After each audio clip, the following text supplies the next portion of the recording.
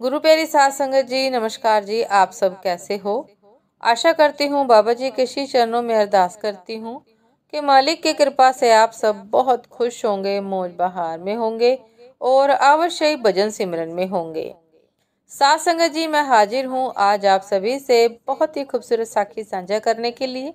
उम्मीद करती हूँ यह साखी आप सभी को बहुत पसंद आएगी। तो साध संगत जी, चलिए आइए समय न गवाते हुए शुरू करते हैं। साध संगत जी, श्री गुरु नानक देव जी की जन्म पत्रिका लिखने की विधि गुरु अंगद देव जी के दीवान में भाई बुड्ढा जी से लेकर बहुत से श्रद्धालु सिख आदि उपस्थित थे। तब भाई पेड़ा मोखा लिखने लगा। विक्रमी संवत 1526 कार्तिक मास की पूर्णमासी के दिन श्री गुरु नानक देव जी महाराज का जन्म हुआ। उस समय आधी रात्रि से एक घड़ी ऊपर थी। नक्षत्र अनुराधा था। मुहूर्त अत्यंत शुभ था। राय भोए की तलवंडी में माता तृप्ता के गर्भ से श्री कालू बेदी जी के गृह में गुरु प्रकट हुए।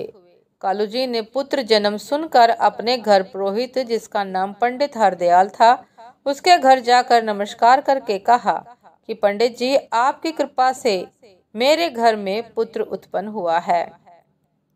आप मेरे घर में चलकर बालक की जन्म पत्रिका लिखे। पंडित जी ने कहा कि मैं पूजा पाठ करके आपके घर में आता हूँ, आप चले। कालू जी अपने घर में पधारे। 2 घंटे दिन चढ़ने के पश्चात पंडित हरदयाल जी कालू के घर पर पधारे। कालू जी ने पंडित जी का उचित सत्कार किया और सुंदर आसन पर बैठाया। पंडित जी ने कहा कि हे कालू, आप कागज केसर वगैरह ले आओ। तब कालू जी कागज केसर, चावल, गुड़ आदि थाली में रख कर ले आए। साध संगत जी, पंडित जी ने कहा कि हे कालू, आप यह बताओ कि बालक ने जन्म किस समय लिया, कुछ शब्द किया तथा समय कौन सा था। कालू जी कहने लगे कि उस समय 2 पहर रात्रि व्यतीत हुए, अभी 1 घड़ी व्यतीत हुई थी तथा लड़के ने क्या शब्द किया यह मुझे स्मरण नहीं। पंडित ने कहा कि दाई को बुलाओ। साध संगत जी, जब दाई को बुलाया गया तो दाई हाजिर हो गई। जब दौलता नाम की दाई आई तो उससे पंडित जी ने पूछा कि हे दाई, लड़के ने जन्म किस समय लिया और क्या शब्द लड़के के द्वारा बोला गया। तब दाई ने कहा कि पंडित जी, मेरे हाथों अनेक बालक पैदा हुए हैं, परंतु यह बालक तो अलौकिक ही है। इस बालक ने जन्म लेते समय इस प्रकार किया जैसे कोई बुद्धिमान पुरुष प्रथम मिलाप पर हंस कर मिलता है। मुझे इस बालक के जन्म की हैरानी हो रही है। पंडित जी ने कहा कि हे कालू जी, यह बालक 27वें नक्षत्र में उत्पन्न हुआ है। यदि रात्रि के प्रथम 2 पहर में जन्मा है तो यह धनी होगा। यदि 2 पहर पश्चात जन्म लिया है तो यह रात्रि एक महान रात्रि है। इसके सिर पर छत्र झूलेगा।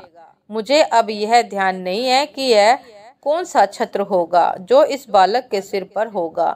मैं चाहता हूँ कि आपके इस बालक को मैं एक बार देख लूं। तब कालू जी ने बालक को पंडित जी के सामने लाने के लिए मांगा।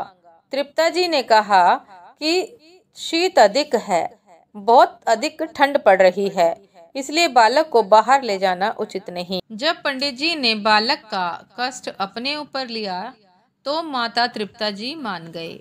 अतः वस्त्र के भीतर बालक को अच्छी प्रकार लपेटकर कालू जी बाहर लेकर आ गए। पंडित त्रिका लग था। उसने बालक को देखकर सम्मान के लिए उठकर बालक को दंडवत प्रणाम किया तथा भली प्रकार देखकर कहा कि अब आप इसे भीतर ले जाएं। लड़के को कालू ने भीतर ले जाकर दे दिया तथा स्वयं पंडित जी से लड़के के नामकरण के लिए अनुरोध किया तथा ग्रहों की दशा का फल सुनना चाहा। पंडित जी ने कहा कि हे कालू जी, मैं इस लड़के के बारे में जल्दी नहीं कह सकता, कुछ काल सोचकर उत्तर दूंगा। जब 13 दिन बीत जाएंगे तब इस लड़के का नाम रखूंगा और इसे चोला भी पहनाऊंगा। यह कहकर पंडित जी चले गए और 13 दिन इसी सोच में पड़े रहे। साध संगत जी, दिन जाते देर नहीं लगती। 13 दिनों के पश्चात पंडित जी कालू जी के घर पर आए। शुभ लगन देखकर बालक को चोला पहनाकर उसका नाम नानक निरंकारी रखा। इस पर कालू जी ने आपत्ति की और कहा कि हे पंडित जी, यह नाम तो हिंदू और मुसलमानों का मिला जुला सा नाम है, नाम कोई और ही होना चाहिए। पंडित जी ने उत्तर दिया कि बेदी जी, यह आपका पुत्र दिव्य ज्योति का अवतार है। ऐसा अवतार आज तक नहीं हुआ। रामचंद्र, कृष्ण, चंद्र आदि जितने भी अवतार हुए हैं उनकी पूजा हिंदू करते हैं, परंतु इसका पूजन हिंदू और मुसलमान दोनों ही करेंगे। इसका प्रताप सूर्य की भांति चमकेगा। जन, स्थल तथा सब इसकी स्तुति से भर जाएंगे। यदि यह बालक समुद्र तट पर जाएगा तो सागर भी इसके आगे मार्ग छोड़ देगा। यहाँ तक कहा जाए कि यह बालक अद्वितीय होगा और एक पूर्ण ब्रह्म की पूजा तथा स्मरण का प्रचार करेगा। यह बालक पूर्ण धर्मात्मा तथा ज्ञान वैराग्य का अद्वितीय ज्ञाता होगा। परमात्मा के बिना और किसी की पूजा नहीं करेगा। हे परम मित्र बेदी, मुझे अब यह चिंता है कि इस लड़के के प्रताप का जब सूर्य चमकेगा उस समय स्वयं हम रहे अथवा ना रहे, यह बालक पूर्ण अवतार हैं। नवनाथ 84 सिद्ध तथा 52 वीर 64 योनिया भूत प्रेत देवता दानव सब ऋषि मुनि तथा पीर पैगंबर सभी इसकी आज्ञा शिरोधार्य करेंगे। बालक साधारण नहीं, वह जगत निर्माता एवं स्वयं अवतार धार कर संसार का कल्याण करने के लिए प्रकट हुआ है। इस प्रकार कहकर पंडित जी अपने घर को चले गए। साध संगत जी, इधर कालू जी अत्यंत प्रसन्न हुए। घर में किसी प्रकार की त्रुटि नहीं थी। बालक के जन्म उत्सव की प्रसन्नता में वस्त्र, अन्न, स्वर्ण और गाय आदि अनेक प्रकार के दान किए गए। अनेक नर नारी कालू जी तथा तृप्ता जी को बधाई देने आए। सबका उचित सम्मान किया। साध संगत जी, ये थी आज की एक बहुत ही खूबसूरत साखी, गुरु नानक देव जी के नामकरण की साखी। उम्मीद करती हूँ ये साखी आप सभी को बहुत पसंद आई होगी। और यदि दासी से आपको साखी साझा करते समय कुछ गलती हो गई हो, त्रुटि हो गई, तो दासी क्षमा प्रार्थी है। साध संगत जी, यदि आपको साखी पसंद आई हो तो आप हमें लाइक, कमेंट, शेयर कर सकते हैं। सब्सक्राइब करना ना भूलिएगा।